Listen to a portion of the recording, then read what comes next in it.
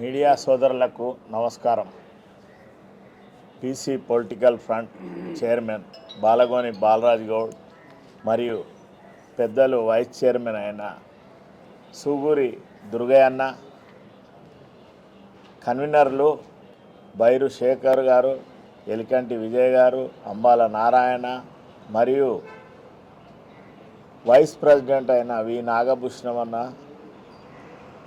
ఈ హైదరాబాదు జంట నగరాల అధ్యక్షుడైన దామోదర్ గారు మరియు ఆర్ సురేష్ అన్న, మన జన సైన్యం తెలంగాణ అధ్యక్షులు మా నాగేష్ అన్న, ఈరోజు విలేకరుల సమావేశం ఎందుకు ఏర్పాటు చేసినామంటే, రేపు జరగబోయే 3వ విడత గ్రామ పంచాయతీ ఎన్నికలు ఉన్నాయి కాబట్టి తెలంగాణ రాష్ట్రంలో ఉన్న బీసీ, ఎస్సీ, ఎస్టీ, మైనార్టీ సోదరులందరూ కూడా ఐకమత్యమై జనరల్ సీట్లలో మరియు బీసీ సోదరులు ఎక్కడ నిలబడ్డా కూడా వాళ్ళందరినీ గెలిపియాలని ఈ వేదిక ద్వారా మేమందరినీ బీసీ సోదరులందరినీ కూడా రిక్వెస్ట్ చేస్తున్నాం. ఎందుకంటే మనకు రాష్ట్ర ప్రభుత్వము 42% చట్టసభలలో రిజర్వేషన్ ఇస్తాము, ఎంపీటీసీ, జడ్పీటీసీ, గ్రామ పంచాయతీలో వార్డు మెంబర్లు కూడా రిజర్వేషన్ ఇస్తామని కామారెడ్డి డిక్లరేషన్లో మన పక్క రాష్ట్రమైన కర్ణాటక ముఖ్యమంత్రి గారితో సిద్దిరామయ్య గారితో చెప్పించినాక ఈ 2 సంవత్సరాలుగా కోర్టులలో మళ్ళా అసెంబ్లీలో తీర్మానం చేసి గవర్నర్ గారి దగ్గర పెండింగ్ బిల్లు మరియు రాష్ట్రపతి దగ్గర పెండింగు ఎవరు చేసిర్రు? బీజేపీ ప్రభుత్వం. మళ్ళీ ఇక్కడ ఉన్న కాంగ్రెస్ ప్రభుత్వమేమో జీవోలు ఇచ్చి హైకోర్టు, సుప్రీంకోర్టులలో కొట్టేసే దిశగా, కానీ మనస్ఫూర్తిగా ఈ కాంగ్రెస్ ప్రభుత్వము ఎక్కడ రిజర్వేషను సాధించి పెట్టాలి బడుగు బలహీన వర్గాలకని ఎక్కడ మనస్ఫూర్తిగా ప్రయత్నమే చేయలేదు.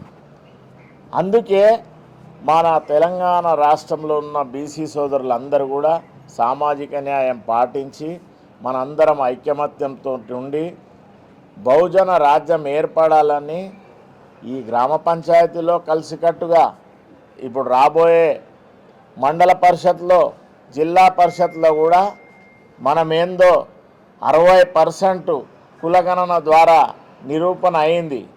మరి ఎస్సీ సోదరులను, ఎస్టీలను కలుపుకొని 90% మనమే ఉన్నాం కాబట్టి మనము రాజ్యాధికారం సంపాదించాలి 2028లో అంటే ఇప్పటి నుంచే మనం ఐకమత్యంగా ఉండి మన ఓటు మనం వేసుకొని ఇప్పుడు మొదటి విడత, 2వ విడత ఎట్లా విజయం సాధించినామో అంతకంటే ఇంకా ఎక్కువ శాతంతో మన బీసీ సోదరులందరినీ గెలిపించినప్పుడే మనం సర్దార్ సర్వాయ పాపన్న ఆశయం నెరవేరినట్టు, ధర్మభిక్షం గారి ఆశయము, దేశం చిన్నమల్లయ్య, జయశంకర్ సారు, పండుగ సాయన్న, చాకలి ఐలమ్మ వీళ్ళందరినీ ఆదర్శంగా తీసుకొని మనము పనిచేస్తున్నాం. కాబట్టి ఐకమత్యము, సామాజిక న్యాయము ఇవన్నిటిని సాధించే దిశగా మనము పోరాటం చేసి రాజ్యాధికారము 2028లో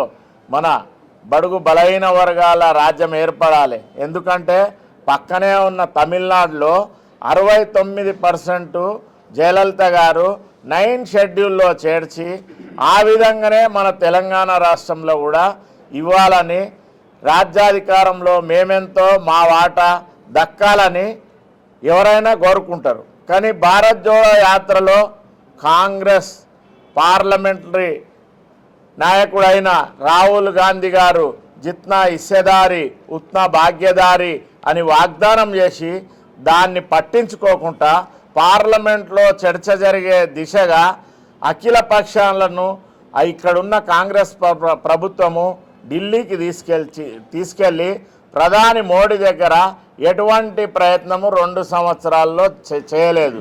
కాబట్టి ఈ అగ్రవర్ణాల పార్టీలైన బీజేపీ, బీఆర్ఎస్, కాంగ్రెస్ మేము బడుగు బలహీన వర్గాలము బీసీ నాయకులం ఎవ్వరం కూడా నమ్మే పరిస్థితిలో లేము. ఎందుకంటే 80 సంవత్సరాల నుంచి వాళ్ళు రాజకీయాలు చేసుకుంటా రాజకీయాలలో ఉన్న లబ్ధినంతా వాళ్ళే అనుభవిస్తూ రాజ్యాధికారం అనుభవిస్తూ ఆర్థికంగా అన్ని విధాల విద్యలో ఉద్యోగాలలో కాంట్రాక్టులలో ఏది ఉన్నా కూడా వాళ్ళు ఉన్న 10% వాళ్ళే 90% వాళ్ళ రక్తం దాగుతూ రాజ్యాధికారం అనుభవిస్తూ అన్ని ఫలాలు వాళ్ళే పొందుతున్నారు. కాబట్టి వాళ్ళకి 80 సంవత్సరాలుగా వాళ్ళకి అలవాటు అయిపోయింది ఏంటంటే ఈ పేద వర్గాలను ఎట్లయినా ఈ ఓటు ద్వారా అంబేద్కర్ రాసిన రాజ్యాంగాన్ని అన్నీ అలవాటు చేసుకొని ఏ విధంగా ఉపయోగించుకోవాలనేది వాళ్ళు చేస్తున్నారు. ఎందుకంటే ఈ తెలంగాణ రాష్ట్రం ఏర్పడినాక అంబేద్కర్ రాజ్యాంగం ప్రకారము ఎక్కువ మంది 90% ఉన్న వాళ్ళకు రాజకీయంగా లబ్ధి చెందాలి, ఈ ఆర్థిక వనరులు రావాలి. కానీ మాకు మొన్న కామారెడ్డి డిక్లరేషన్లో ఏం చెప్పారు, 20% బడ్జెట్లో ఇస్తామన్నారు. అది కూడా చెందనీయకుండా 2 సంవత్సరాల్లో 2068 కోట్లకే పరిమితం చేసిర్రు. ఈ కులగణన జరిగితే కూడా అందులో కూడా మా వాటా మాకు ఇవ్వకుండా లెక్కలేమో 56.8 చూపించారు, మాకు ఇచ్చిన రిజర్వేషన్ ఏమో 17%కే పరిమితం చేసిర్రు. ఈ విధంగా రాజ్యాంగ ఫలాలు అనుభవించనీయకుండా మేము మెజార్టీ ఉన్నా కూడా ఈడబ్ల్యూఎస్లో కూడా వాళ్ళు 10% అని 50% ఉద్యోగాలలో కూడా వాళ్ళే కాజేస్తారు. ఎక్కడా బలహీన వర్గాలకు ఎందులో కూడా సమాన వాటా ఇవ్వకుండా రాజ్యాధికారంలో భాగము ఒక వార్డు మెంబరు కానియకుండా వాళ్ళు ఈ విధంగా అగ్రవర్ణాలందరూ ఐక్యమత్యమై ఉన్నోళ్ళే 7-8%.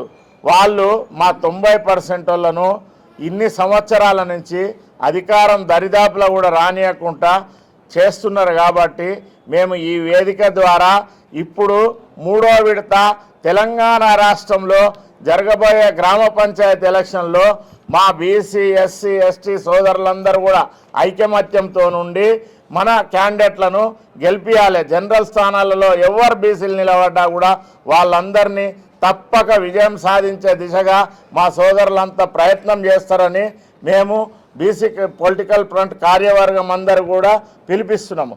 ఇంకా మా ఎంబడి ఐఏఎస్ మాజీ ఆఫీసర్ అయిన చిరంజీవులు గారు బీసీ ఇంటలెక్చువల్ ఫోరం ద్వారా మేమందరం కూడా ఐకమత్యం ఉన్నాము. కాబట్టి అందరము అన్ని వర్గాల బలహీన వర్గాలము ఏకమై మా బీసీ సోదరులు జనరల్ స్థానాలు ఎక్కడున్నా గెలిపించాలని మీ మీడియా సోదరుల ద్వారా కూడా మేము రిక్వెస్ట్ చేస్తున్నాము.